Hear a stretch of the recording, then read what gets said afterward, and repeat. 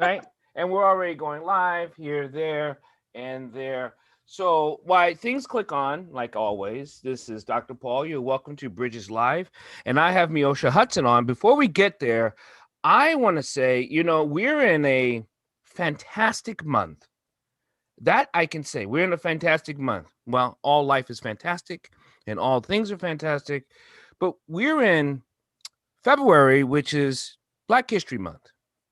And we talk a lot about, people have talked a lot about the history of blacks, the history of, they got Cicely Tyson on everything on TV now, which is great. I have nothing, but we're missing a couple of things. And here's what I mean by what we're missing. I think we're missing facts about why we are so happy that we can talk about our history, because so many things gets missed. And if people see the American Red Cross on the sign behind me, it's because, one, I'm on the board of the Montgomery, Frederick, and Howard County, and of the American Red Cross here, and we do so much. We don't go we go unnoticed, and we need to change that, because in the Black community, people don't know much about the Red Cross, which is sad, because as Meosha is going to talk about the American Red Cross, that we should know so much more than we don't. But first, introduce yourself, Meosha. I'm so happy to be on with me on Bridges Live. And please introduce yourself, what you do, where you're from, why in the hell are you on the show, all that good stuff. Thank you so much, Dr. Dyer. So how do I break that out? So first of all, I am Meosha Hudson, and I am with the American Red Cross, and I represent our Chesapeake and Potomac, which is a fancy way of saying Maryland, DC, and Virginia regions. I've been here at the American Red Cross for going on 5 years now. I'm very proud to be a part of this organization. And prior to joining the American Red Cross, I spent probably a good 18 years in commercial level telecom, which is quite a transition in career paths for me, but it is me being now realigned with my calling, which has always been public and community health. And I'm very passionate about how that impacts the Black community. And we'll talk a little bit more about that later. But in addition to being a part of the American Red Cross, I am also a mother of 2 amazing children. I have You got to get that in there, because they will hang you out to dry if you don't mention, like, Mom, you were on podcast, you are TV, and you're not even going to say, thanks, Mom, or yeah, I would be remiss if I didn't mention my 2 amazing children, which are the lifelines for me, and they motivate me in everything that I do. And so I'm very privileged to be a mom of 2 amazing children. I have a 22-year-old daughter who is also a frontline worker. She's actually a nursing student. She wants to pursue her calling, which is in healing. And she's studying nursing at Towson University, and she also works on the front line at GBMC Hospital as a nurse assistant. So she's getting a real look at the job firsthand, which is why I call it a calling. I don't think nursing is something we gravitate to because we're looking to get rich quick. I think it definitely that is the lifeline of the healthcare industry, our beloved nurses. So I'm very proud of her in that respect. Well, my wife's a nurse. I was going to say, I know right. your wife as well. She is Right. also a registered nurse with a very extensive career and experience in terms of healthcare and being on the front line. So you better mention your husband, or he's gonna be hurt. And then I have my son. My son is 18 years old, so you can imagine with that. Oh, you have 4 daughters, but I have 7 daughters. Oh, you have 7 daughters. Okay, and 2 sons. Oh, so yeah. You've all right. You've dibbled and dabbled into fathering male human beings, so you know how that's always an interesting ride. But I'm very grateful. Both my kids, they're literally, very special beings. And I'm sure we all think of our children in that way. So that's a big part of what motivates me in everything that I do. And so my roots are probably, I would have to say, is in the Midwest. That's where I was born and raised. Born in Chicago, grew up in a small town called Oak Park. Very great little place, nice area. Really enjoyed growing up there and being a part of the landscape of Chicago. And I eventually left to pursue my academic journey, which landed me at the University of Maryland, which is where I attended, and I'm proud to be a Terrapin for life. Yeah. But yeah, so I decided I enjoyed and loved this area so much that there is no way they could get me back in the Midwest with that Arctic hawk, we call it, really, really cold. So I love this area and the diversity and the essentially easy winters. I can pretty much handle these, but different ball game in the Midwest. So that's really my story. My role at the American Red Cross is pretty unique in the respect that I work in a role where my job and my responsibility is to build the relationships and the bridges between the American Red Cross and the Black and African American communities, as well as some Latino engagement as well. But right now my plate is really, really full with pulling together the groundwork that is required and will be required to really pull in the Black and African American community as it relates to the contribution, the continued contribution, I should say. We've been a part of the American Red Cross since day one. Right. Many don't know that, but I'm always excited to share that story and share that journey, because we are continuing to make history here at the American Red Cross and trailblaze, as I like to call it. And now explain to people, why is it something that people have just missed about the American Red Cross and the African community? Explain what they have missed and not understanding why we are part of this journey.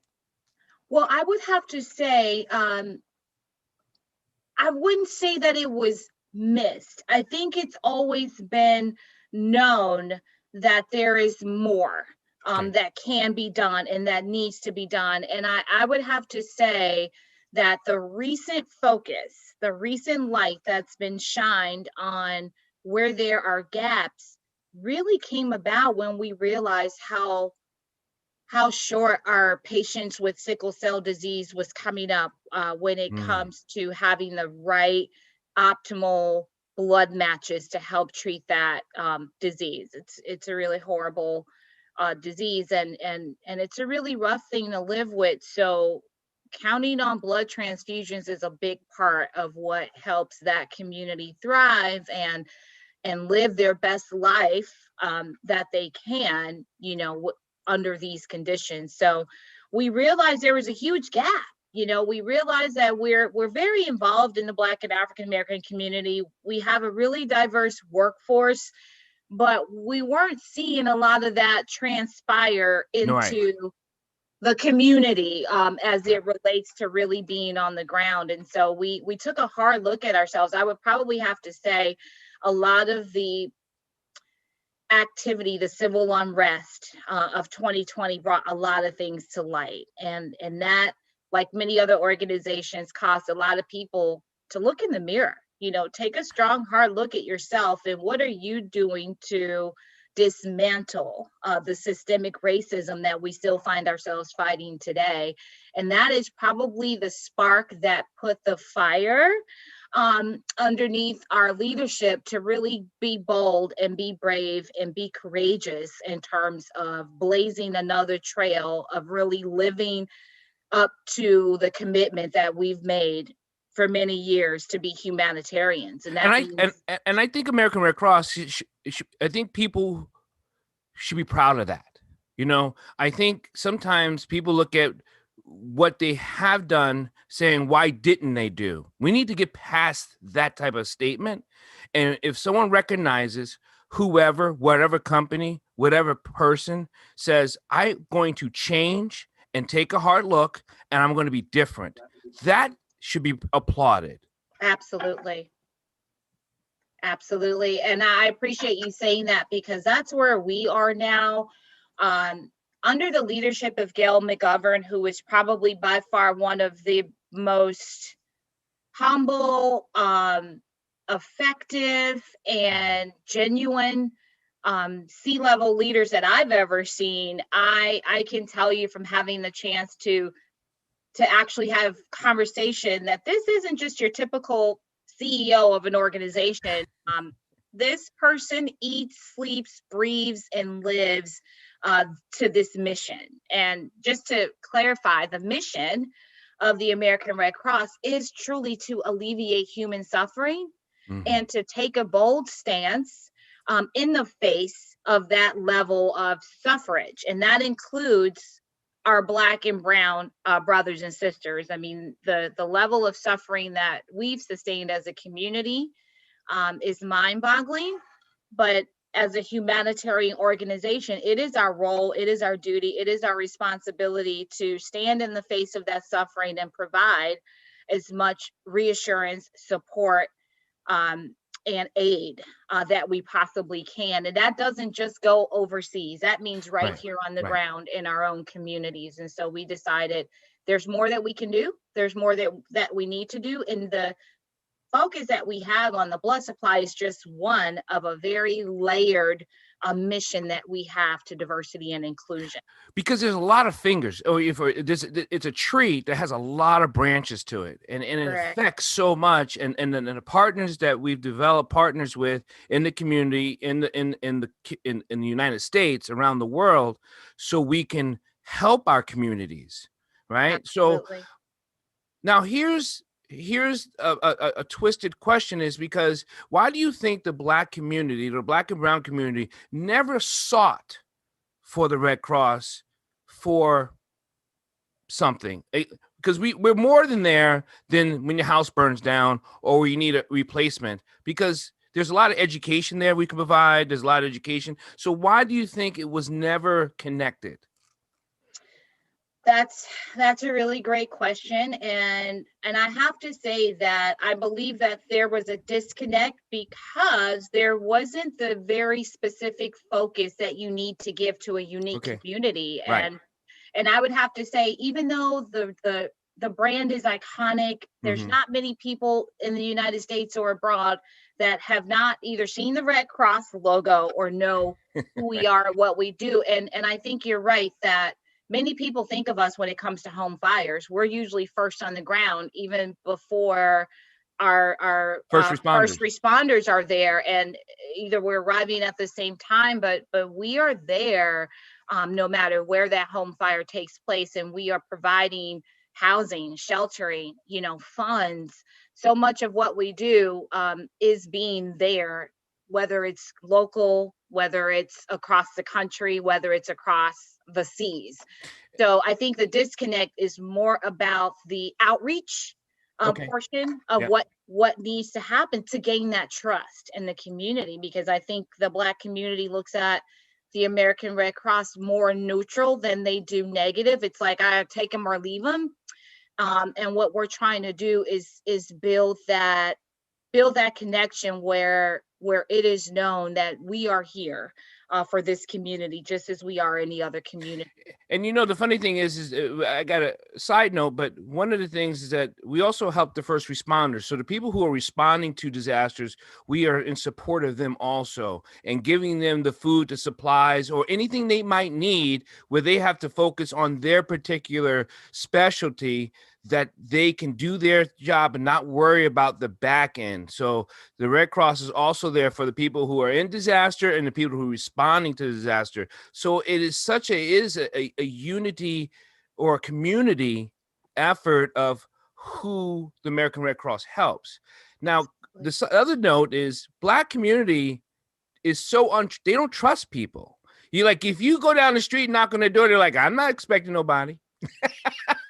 I'm not answering that door, and because I know I can hear my mother in my ear right now. Boy, what are you doing with that door? I'm like, someone knocked. I don't know anybody coming. So that's a tough crowd to get to if they're never going to come to the door to talk to you. That's right. That's right. And I would have to say, especially for our ground campaign, like something like Sound the Alarm, where we are literally in the community and knocking on doors, we've been met with a lot of, how can I say this? What are you doing here? And you've got the wrong house. But so we try to lead in and make sure folks know, like we're flashing, hey, Red Cross, and we get this a lot in the brown community as well, because they're like, is it ICE? Are you all here Yeah. to set us up? Yeah. Like, what's going on? Yeah. Yeah. So we have to show up when we want nothing, show up and be there when there's a need, and then also wait for them. Wait until that. It's a natural progression. You know, you can't force these things. And so what we're hoping to do is, or give away food. And we do that as well, especially during disaster. That's a big part of what we do, which is why it's important for people to understand that we're 90% volunteer organization, and we're essentially 100% donations in terms of how we sustain. And so we have to be very careful and methodical in how we use those donated dollars, and that's why it all goes back into the community. 90% of the all donation goes back into the community. So out of $1, 90 cents goes back into the community. Absolutely. And the other 10 cents pays for people like you. You Barely. probably get a half a cent while people get other halves of a cent, but that's basically how it's structured. Yeah, it's structured to sustain the overhead, which is why we are very methodical, you know, about that aspect of our operation. But we are at the mercy of our donors, whether it's a blood donor or a financial donor, or it's someone that's donating their time to help us out here on the front line when it comes to disaster and other things that we do on the humanitarian front. So let's get into sickle cell. First, for the people who don't know, people probably heard of sickle cell. I know I personally have the sickle cell trait. I've caught malaria. It's so explain what sickle cell is, and then let's go to there why it only affects the Black community. Sure. You know, I think that's really important to cover, because I am still really surprised at how many people I run into that don't really know what sickle cell is. They heard about it. They knew a friend that had a cousin, or somebody, a cousin of a cousin that had it. But I will tell you, sickle cell disease is the most common genetic disorder here in the United States. And it actually affects almost all ethnicities, but it does primarily affect people from Africa, India, Central and South America, the Middle East, the Mediterranean, and the Caribbean. And that's usually a misconception. When people hear sickle cell, they think, oh, that's the Black disease, but it really isn't. Right.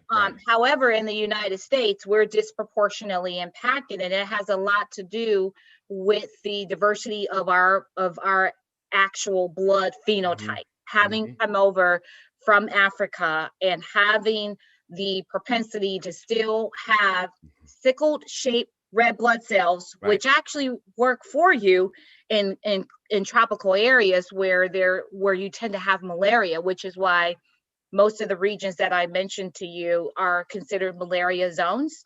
And so people will have that trait, and it actually protects them from something like malaria. Whereas when you're out of that environment, it now becomes kind of a hindering. It's like, what are you lingering around for? I don't need you anymore, because I'm no longer geographically impacted due to being in a place like the Americas or Europe, or, you know, traveling beyond that native land. And so that's how it came to be. And that's why it's so common in Black and African Americans, because we're all descendants of Africa. Right. And 1 in 12 Black or African American people actually carry the trait and don't know it.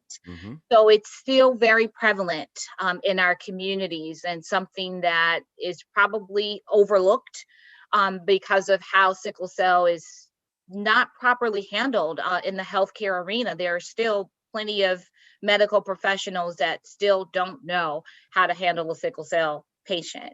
But it's not contagious. It's a hereditary condition, just like eye color. And so you can inherit it from both parents, Right. or you can carry the gene and potentially pass it on, which is why, knowing if you have the trait is imperative, because that might be the deal maker in terms of who you decide to procreate with, because you don't want to find yourself in a situation where some things could have been avoided. And so, it, on the physical level, sickle cell disease is excruciating. What's happening is the blood cells, the red blood cells that are sickled, are unable to carry the oxygen through your body, including the vital organs. And that's where the pain crisis comes in, because now all of your organs are restricted of that crucial oxygen that is what the normal, healthy, biclade shaped red blood cell carries throughout the body.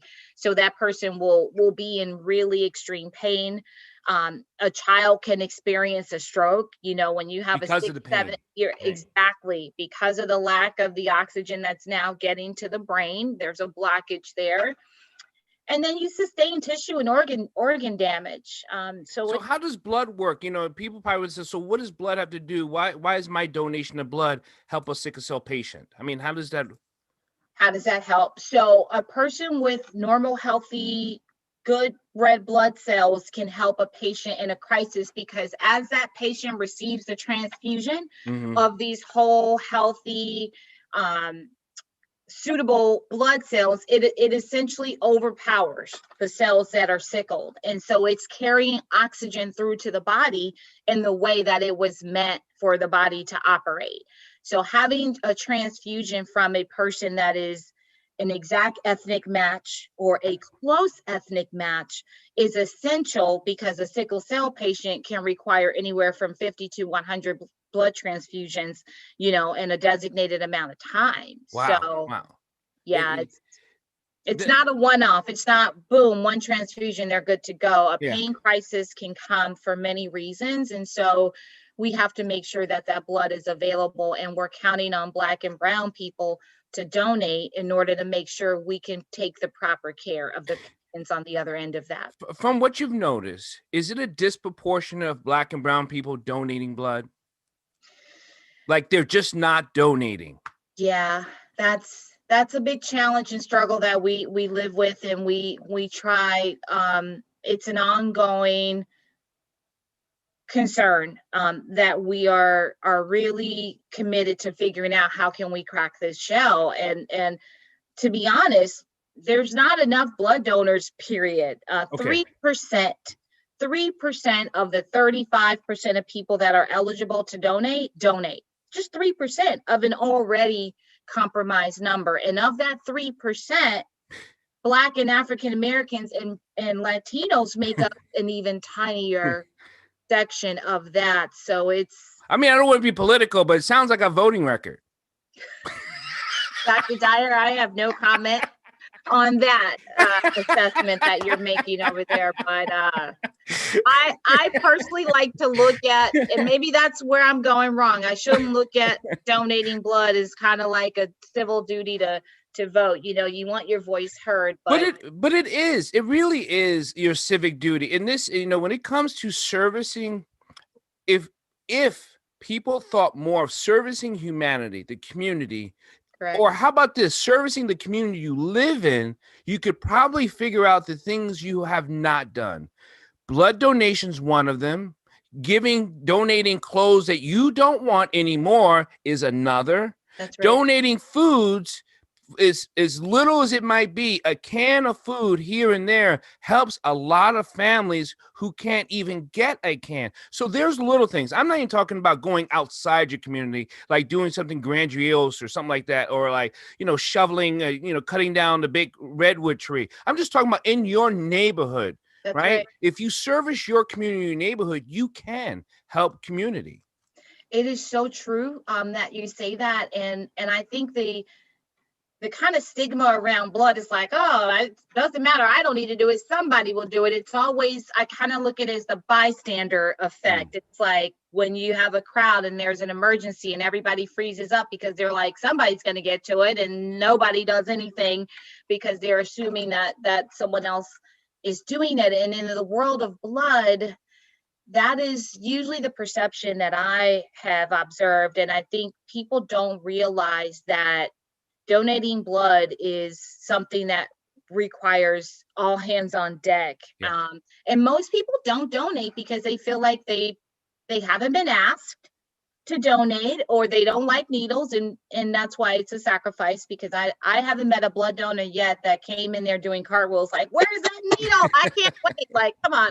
Nobody's a fan of needles, but I often tell people, if you have a condition where literally now you're fainting, and having the needle brought out causes a series of physical reaction, that's different. But if it's just, hey, I don't like it, but I'll tolerate it, because I know there's a patient right now at Johns Hopkins Hospital waiting, counting on, praying, and hoping that a blood donor is stepping up. And in our area, if you're donating blood here in the Baltimore, DC, or Virginia area, you can almost guarantee that blood is going in back into the community, because of the extent of the care that Johns Hopkins delivers. And then, of course, University of Maryland being our second largest recipient of that donated blood. And I just want to quickly share that many people don't realize that blood is not just for a person that's in need of a blood transfusion because they're in surgery, but Right. a cancer patient.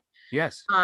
They need those products to be able to really survive chemo and the other treatments that they sustain. And then you have people that are, finding out much later in life that they're being diagnosed with things like leukemia and some other cancers. But also your mother that's giving birth that may have experienced more bleeding than is normal. And I can tell you, just in my immediate circle, I know several women on their second, third, fourth child ended up needing a blood transfusion, because that particular birth experience, they're not all the same. So you don't know.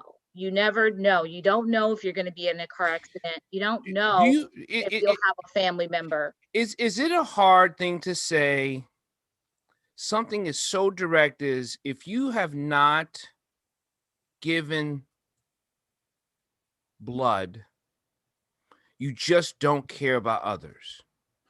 Is that a hard statement to say? I mean, can you give someone a pass because of what?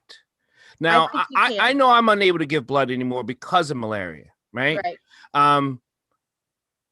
And I know people who have given blood, or because in blood, there's a lot of products that come from just blood. There's, the plasma. There's a lot of things that can be separated from it. And there's people I know who hate needles. My mother hated needles, and she would give blood. My mother, when she was alive, she was just terrified. She would do this, right? She would have her, she'd do like, and but she would do it because she knew the effects of giving.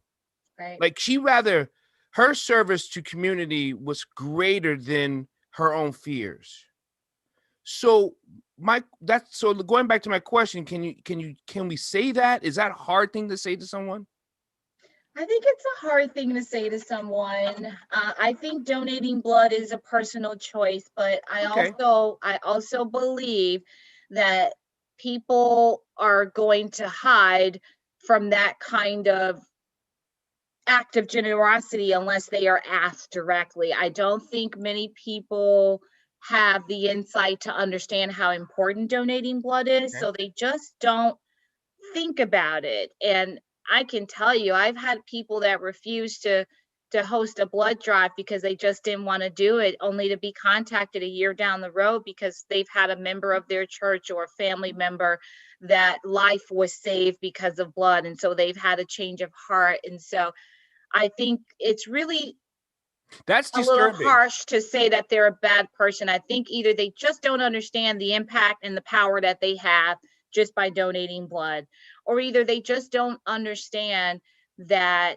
it's literally immediately going to a patient that's in need. It's not just collected and thrown in a freezer somewhere. That's actually quite disturbing when we say our religious centers, wherever you want to call them, because people call them different things, like mosques, synagogues, churches, our religious centers, and how they might refuse to host something that is specifically for their congregation and the community. That kind of makes me shiver with great sadness. Yeah. I I think, and I think it's a big part of the education piece, because Okay. churches are pillars of the community. Like Right. when a person has nowhere else to go, they know, no matter the faith or the denomination of that faith-based organization, you can usually count on some level of support or guidance. And so I think with our faith-based communities and partners from those communities, it's just a matter of feeling like they have the resources to do something like a blood Okay. drive. And that's why I say the education is a big piece, because if you have the space, that's really 90% of the battle. And Because you take care of the rest. I we'll mean, take care of the your rest. literally job is literally taking care of the rest. Literally. We take it from there.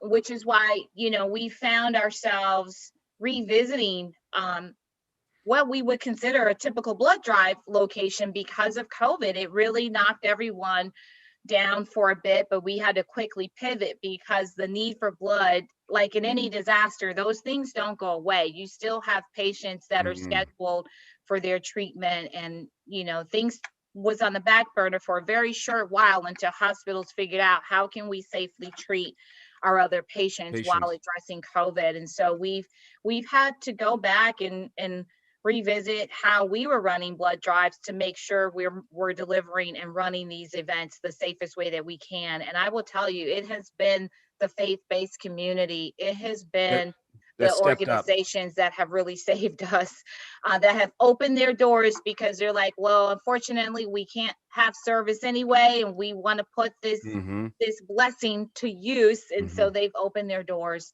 generously to us, and many other partners continue to work with us and think out of the box and find ways that they can also help. I know I want you to say it now and again later, but if people want to, they know of a space, they hear of a space, they can either contact me directly between my social media, the things where you see this, hear this, give this when you watch the show. But if they just hear of a space and they want to get to do something, how do they contact the American Red Cross? I mean, it sounds easy. You just look up and dial American Red Cross. You probably get someone and say, I want to, and we'll get you right. They'll get you right to the right space. But is there a direct line or issue? There is a really easy way, probably easier than getting on the phone, for those with access to internet, because I can't assume everybody could just jump on their phone or a computer, but that would probably be the next best way. And you would go to Red Cross Blood, not redcross.org, because that's going to take you to our entire portfolio to cover everything that we do, from disaster to Mm-hmm. immunizations across the world. But not domestic, but we do deliver things like measles in third world countries and places where children are Right. dying at an Yeah. alarming rate over preventable diseases. So a lot of times people think we're also involved in the COVID vaccines. I just want to put that disclaimer out there. We're not. We We're don't do not. Yeah. any vaccines here domestically. That's a separate program internationally. But as far as finding out if you qualify or if your space could be suitable, you would go to redcrossblood.org. And once you get there, you click the tab that says host a blood drive. There it is. And then it'll ask you a couple of questions, and it'll direct that inquiry to the right person. And then that person would reach out and ask a couple more questions, and then arrange for someone from our team to come out and take a look at the space. Or if they know off the top, hey, we've done blood drives here years ago, we've got 2,000 square feet of space, it's not Hmm. being used, we tend to know that those spaces are good to go. And one of your contacts just reached back out, and we will be good to go with the previous blood program that you and I talked about. So I'm really excited, and I'll That's talk to you exciting. about that. I'll catch you up on all of that, but I just want to let you know, um, thanks to your efforts, there's going to be a few more blood drives taking place in the community, in the Howard County community. That's awesome. That's a beautiful thing. I mean, we there's so much work, more work to do. Now, when it comes to COVID, now people have really, right, on COVID. Explain how clean the process is of giving blood during the COVID. How Sure. is, because I've been there with you. I've watched you work. You're an amazing person. You're a little bit, you're just, it's like you move so fast. It's like you're seven of you. I don't know how you do it, but explain that process. Sure. So that's a really great question. And I think that's also what shut a lot of people down. They're like, I'm not donating blood. It's too much happening. And I will tell you, we were probably one of the first organizations to really take things to a new level of disinfecting our environment. And so, what I mean by that is we've always had safety measures and protocols that we follow, but we currently meet and exceed the recommended guidelines that were put out by the FDA and the CDC. And what we're doing is we are sanitizing any donor touch surface, from a chair to a table to a device, anything that a donor could potentially touch. We are sanitizing those areas with a medical grade, a really high quality medical grade solution that you would find in hospitals and environments like that. That's what we're using in the field.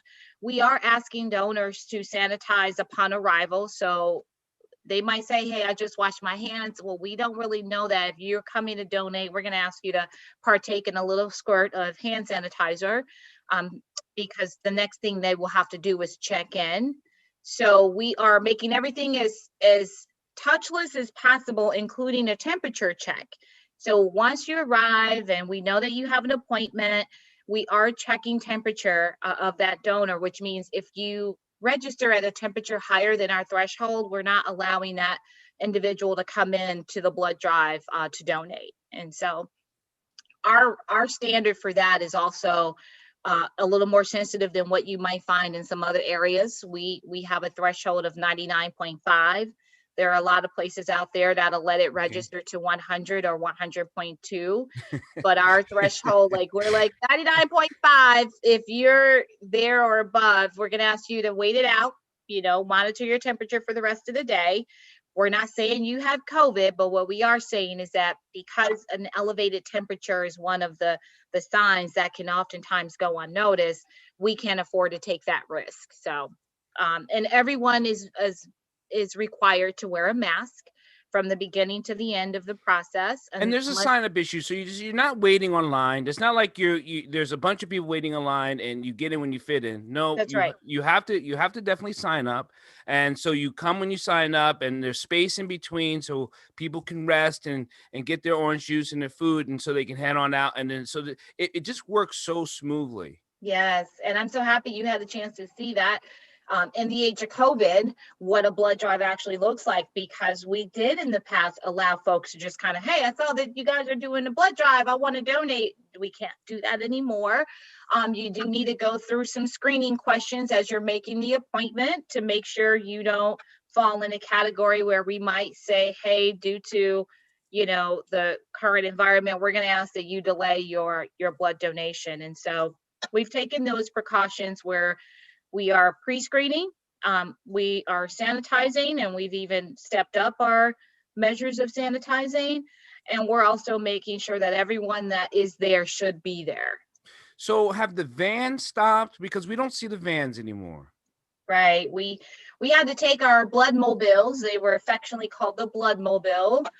We've taken those out of the field right now because we still have not felt that that's a good use of resources. Okay. Because if we social distance on that bus, now we're talking one donor per 30 minutes versus an environment where we used to do 3 or 4 donors at a time on the bus.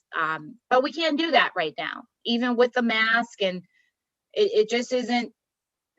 We haven't been advised by our scientific advisory council that that's a good use of that resource right now. So we've just taken it out of the field, and it probably won't be back anytime soon because we just don't know what's going to happen. Maybe we turn into a food truck. That's a great idea. And you are on the board, so Dr. Dyer, you might be able to get some kind of event going that's not relating to blood drives with the blood mobile. Right, because if we can't, we might as well turn into a food truck and hire some great food. I mean, the way the blood mobile looks, though, the beds are there. It's a very fixed. It's not the type of unit where we can pull stuff out. Just to give you an idea of what it looks like once you get on board. It's really tight, and the beds are there, and they really can't be moved. They are a part of that blood mobile.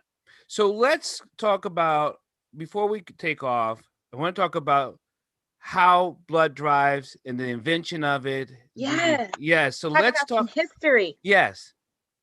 So this is probably something that I love sharing because so many people don't know, but the history of Blacks and African Americans with this organization goes back really to the beginning. The Red Cross was founded about 140 years ago by Clara Barton, one of my favorite human beings. She was well beyond her time. But one of her closest confidants and advisors was Frederick Douglass. Right. And many people don't know that his involvement and his impact on the organization remains with us today. In fact, Frederick Douglass was one of the first people to sign the Articles of Incorporation to legitimize the American Red Cross. That his position in the deeds office back in the day, when he was blazing all kinds of trails, but his signature was one of the first. There were 5 signatures on that original document, and he was such a trusted source to the founder of this organization that it was a huge accomplishment for her to be able to capture that groundbreaking moment in history, and for him to be one of the original signers on that historical document. So our history goes back that far. But I won't talk much about Clara Barton and the amazing things that she did to really defy the odds back in her day. But I want to just talk about a few of the notable American treasures that happen to be African American that contributed to this organization. And I'm going to have to start with, after mentioning Frederick Douglass, Dr. Charles Richard Drew. Dr. Charles R. Drew is the father of blood banking, and it was his brilliance and his groundbreaking discovery that led us to the ability to understand the importance of plasma. And he is the father of the methodology that's used today in science for something like preserving blood, separating blood. And if it wasn't for his genius, we wouldn't even be able to do convalescent plasma, which is an emergency authorized treatment for very severe COVID cases. But it was his brilliance that paved the way and single-handedly changed medicine. So Dr. Drew was our first medical director. We began collecting blood on the scale that it became an actual part of what we do back in 1940. So we were very blessed and fortunate to have Dr. Charles Drew pioneer the way for us. So I like to always give credit to Dr. Charles Drew, because it was his brilliance that paved the way for what we do in the blood world today. And that to me, you know, again, I love history, I love science, and then to know what a lot of Blacks who don't participate in things that we've been such an amazing part of, to be where we are today, to not contribute to that historical lineage. Yes. That's wow. I agree with you. I feel like we have a personal responsibility, because we pave the legacy of greatness that the American Red Cross continues to uphold today. And many people don't know, but Mary McLeod Bethune was instrumental in developing the relationship, domestic and overseas, with the Black communities and the American Red Cross. I mean, her role and her participation was just revolutionary, being a woman and then a Black woman at that, to have the kind of influence that she did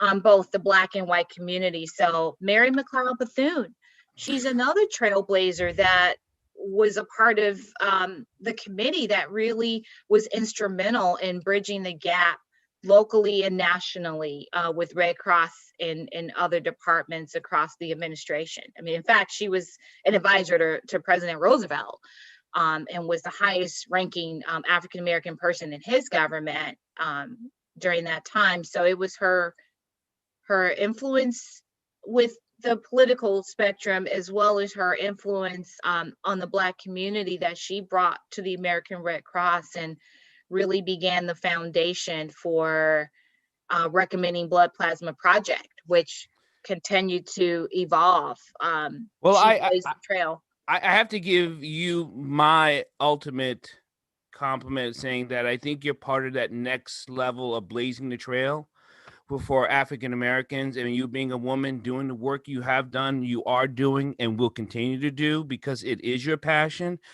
I known for the first time we met, the glow you have and what you're doing in that service is, to me, I think that just speaks volume of what you are doing and who you are. And I think that's amazing. So congratulations to you. Thank you, And Dr. Dyer. it is, because it is, you just are. And it's not about what couldn't you do, it's how I can fix it to make it work. And that's how you work. And I think that's amazing. So a lot of people don't have that inside their hearts, where they're like, oh, you can't do it, oh well. Like, you're like, wait, I got an idea.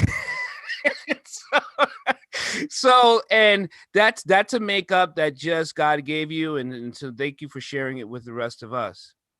It's my pleasure, and it's my privilege to stand in the footprints of the many that came before us, and the many that, like yourself, that continue to break down barriers and make a way out of a way that maybe wasn't seen before. So I have to say that you are in that same category of change makers, and what you're doing for the community, and what you have done and what you continue to do, and all the great things that are on the horizon.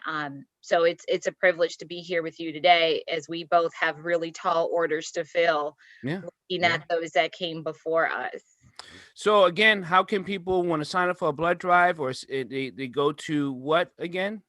So for those that want to either donate blood, right, or if they think that they have a space or access to a space that could really do the community some good by hosting a blood drive, they would go to www.redcrossblood.org. And that's where the journey would begin. And hopefully they get me. They probably will. If they don't get you the first time, they get you the second time. And if they don't get you the second time, you'll make sure you meet them there when they get there. Exactly. Exactly. Yeah. So there's definitely a need, and we're really excited about our newfound vision in terms of how can we better serve patients with sickle cell disease, and how can we better serve the Black and the African American community. And I would be remiss if I didn't mention our Latino brothers and sisters, because there's a lot of work happening internally and externally, where we continue to make sure that these underserved communities understand we are here. There are resources here for those communities. We want to continue to be trusted by those communities, and we want to engage those communities, not just for their blood, but for our workforce, for our volunteers. We want our leadership to reflect the population as well. Thank you so much, Meosha. I love to have you. We're going to have you back again. Obviously, not obviously, but we are, because we need to talk more about blood. Yes, we need to talk more about getting people out. And I don't want to shame people. And I got an inbox already saying, "Why are you trying to shame people into giving blood?" Trust me, it's I am not trying to shame you. What I'm I'm asking the question for you to think about why you haven't done. Yeah, that's what I really want you to think about, why you haven't given service to your own self. Think of it that way. Yes, and you can save 3 lives with one donation, and it's going to make you feel so great, because you will know where your blood is going once that blood is pulled or called for by the hospital. So it's not you give up your blood and nothing happens. It is a life-changing experience. And if you think that you can't, give us a call. We'll let you know if there's any questions on your mind. Oh, I traveled. Oh, I have a tattoo. Oh, I'm on blood pressure. All of those things, many of those things are myths as to why you can't donate. But if you have a very specific medical or health related concern, please give us a call, and we can address those at 1-800-RED-CROSS. We can certainly address any questions you might have about being eligible, but take the first step and make that commitment. There are 3 patients right now counting on you. So thank you, sister. You have a beautiful night. You and as thank well, you everyone Dr. for Dyer. watching on Facebook, Twitter, Instagram, and YouTube. Share, like, love, but make sure you service others. Thank you. And I will share this as well. So thank you. Bye-bye. Bye.